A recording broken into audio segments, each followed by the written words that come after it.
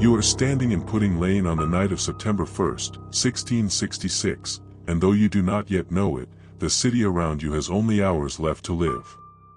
The air smells of cold smoke and horse dung. Timber-framed houses lean over the narrow lane, their upper stories almost touching across the gap. A dog barks somewhere nearby. A shutter creaks in the wind. Inside the bakery behind you, the ovens have cooled from the day's work, but embers still glow in the ash. Thomas Fariner and his family sleep upstairs. The apprentices are curled on straw pallets. No one hears the spark catch. No one sees the flame climb. By dawn, this lane will be an inferno. By the end of the week, medieval London will be gone. This is the story of 3 days that erased a city. London in 1666 is a city of 350,000 souls packed into a medieval maze of timber and thatch. The streets are narrow, unpaved, and filthy. Open sewers run through the gutters. Most buildings are wood, wattle and daub, with overhanging upper floors that block the sun. The skyline is dominated by old St. Paul's Cathedral, its scaffolding wrapped in timber for repairs that never seem to finish. The city is still recovering from the Great Plague of 1665, which killed perhaps 100,000 people. Businesses are rebuilding. Confidence is fragile. England is also at war with the Dutch, straining the treasury and the navy. And there is a fire risk everyone knows about, but no one has solved. Timber buildings, open hearths, candles everywhere, bakeries and breweries with ovens running day and night. Firefighting tools are primitive. Leather buckets, hand squirts, prayer. Today we are walking through September 1st to 2nd, 1666, across neighborhoods that will soon be ash. 7 stops, 1 city, 3 days that change everything. Pudding Lane is barely wide enough for a cart. The buildings lean so close you could shake hands with the neighbor across the street without leaving your window. Thomas Fariner's bakery sits halfway down the lane. The ovens are brick, fueled by wood and coal. The day's baking is done, but the ovens stay warm overnight. Shutting them down completely and restarting them wastes fuel. Flour dust coats the floor. Stacks of firewood and coal are stored inside, close to the heat. This is normal. Every bakery in London does the same. Upstairs, Fariner sleeps with his wife and daughter. His apprentices and a maid sleep in the attic. The guilds regulate baking schedules. Bread must be ready by dawn for the morning market. Fire risk is part of the trade. You accept it or you find another job. Around 1 a.m., something ignites.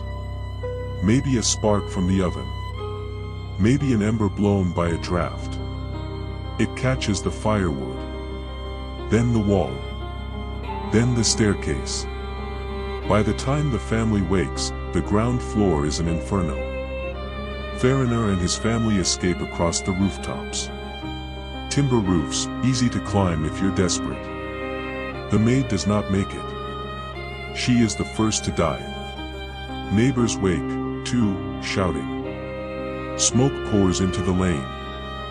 Families stumble into the street with blankets. Children bundles of clothes.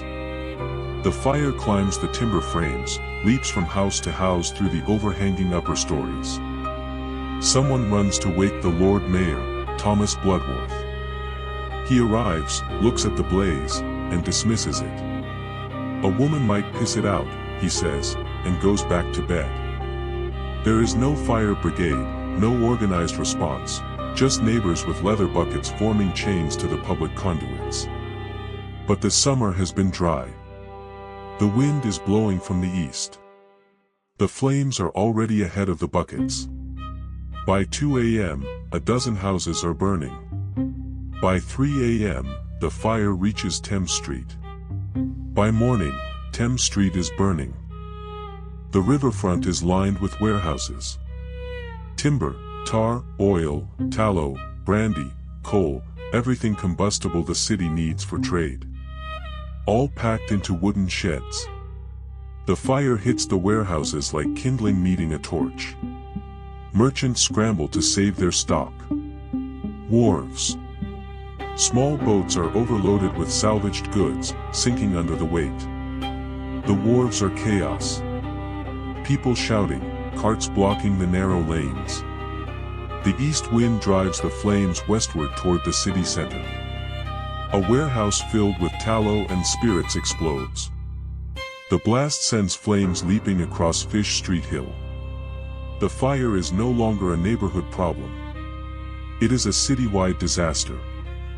But there is still no coordinated response. No fire breaks, no demolitions. The Lord Mayor refuses to order houses torn down without compensation. He is worried about lawsuits. By the time anyone realizes the scale, it is too late to stop. By midday, the smoke is visible from Cheapside, the commercial heart of London. Goldsmiths, drapers, mercers, all operating from timber-fronted shops. The market is still open. Some people are still shopping. Others are watching the smoke rise from the east. You can see it now, a black column reaching into the sky. You can smell it.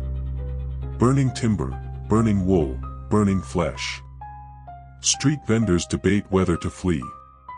Wealthy residents hire carts at inflated prices, 10 times the normal rate. The poor carry what they can, a blanket, a pot, a child. A goldsmith begins burying his stock in his garden. He wraps silver plate in cloth, digs a pit, covers it with dirt. His neighbors watch and start doing the same. A mother haggles with a carter, offering everything she has for a ride to Moorfields. He refuses. Not enough coin. The fire is still hours away from Cheapside, but the city is already fracturing. If you are enjoying this and want to support the channel, a like or subscription helps us keep reconstructing lost histories like this one. No pressure, just grateful you are here.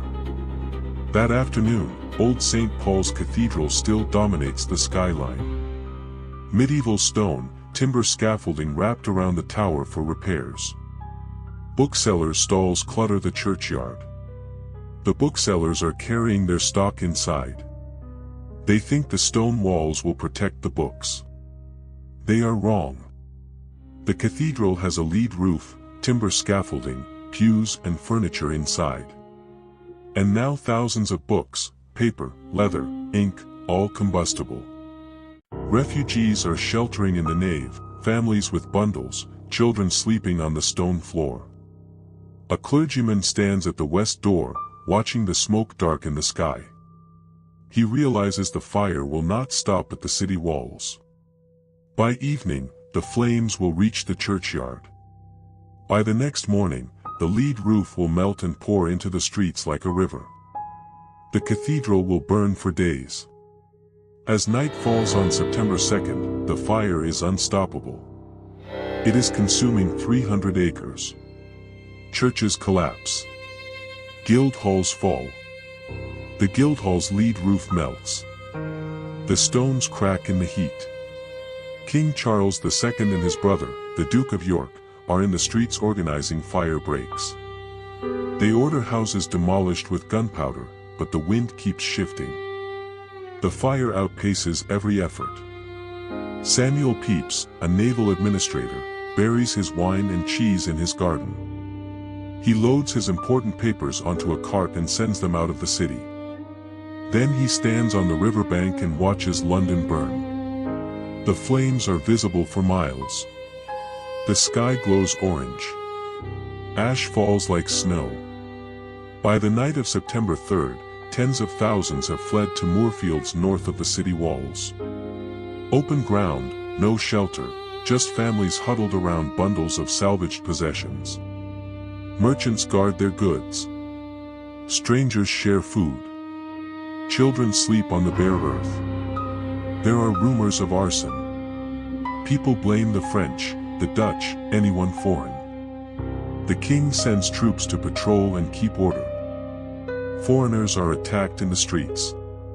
A child asks her mother when they can go home. The mother does not answer. There is no home left. How do we know this?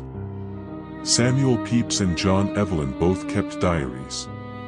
They walked through the fire, documented what they saw, buried their possessions, and fled. Parish records track deaths and damages. Fire court records show compensation claims. Wenceslas Haller's engravings show the city before and after. We have used AI to visualize lost streetscapes based on period maps and survivor accounts. The details are grounded in evidence, but no image can capture what witnesses saw: the heat, the noise, the terror of watching a city die. The fire burns until September 5th. By then, 13,200 houses are gone. 87 churches destroyed. Old St. Paul's is a ruin. The medieval street plan is erased. 6 people officially die, but the real number is unknown. The poor, the homeless, the unrecorded. How many burned in collapsing buildings? How many suffocated in the smoke? It started with a spark in a bakery on Pudding Lane. One ember, one dry summer wind, and medieval London became ash. After the fire, rebuilding a ruined city. London will rise again, but it will never be the same.